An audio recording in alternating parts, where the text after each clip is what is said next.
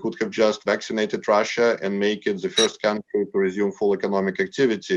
In an exclusive conversation with India Today, the Chief Executive Officer of Russian Direct Investment Fund, one of the world's largest sovereign funds, spoke on the first registered vaccine for COVID-19.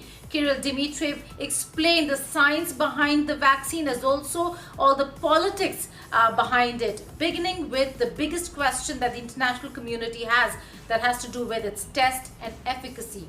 Now, the CEO said that it has been tested successfully. The delivery platform is absolutely safe and has been tested for over 6 to 10 years. And not just him, his entire family has been inoculated with the Sputnik vaccine, as also all the researchers and frontline workers who are dealing with coronavirus patients and are working in the red zone.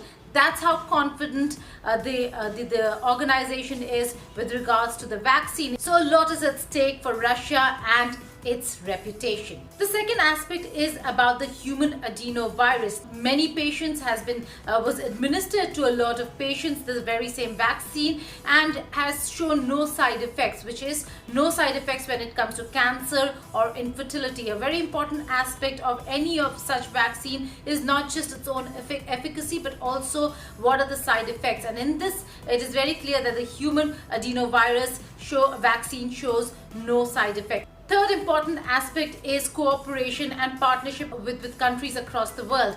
India is one important country that Russia is looking at to manufacture the vaccine in India. The ambassador of India in Moscow met with Kirill Dmitriev, and there has been a conversation that has already begun with 3 manufacturers in India to ensure that not just India procures the vaccine, but also starts manufacturing and produces the vaccine here in India. There are 20 others who have shown interest in procuring, but more importantly, few key nations that include Saudi Arabia and UAE, where Russia is in conversation to not just cooperate but show partnership in manufacturing, India being one of the most important. He did mention Prime Minister Narendra Modi's comments in partnering with Russia on the COVID-19 front.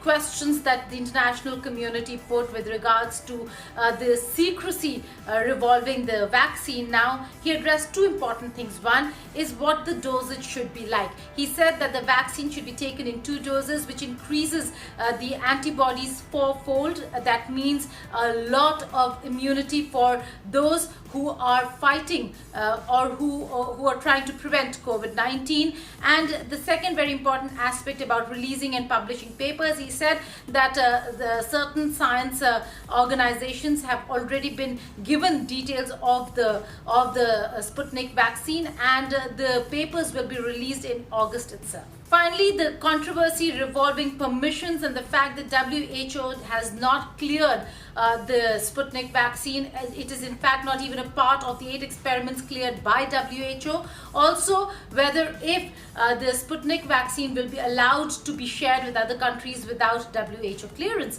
to which Dmitry said that cooperation between 2 countries do not require WHO clearance. It's just a nodal agency and international organization.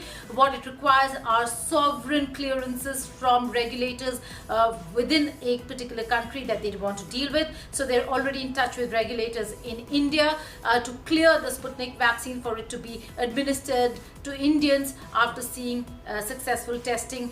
They are still in the 3rd trial phase that really shows or explains efficacy of the vaccine. Once that's over, in all probability, India will be looking at acquiring and producing the vaccine over here. We'll wait for a confirmation on that front. They are in touch with about 20 countries for procurement.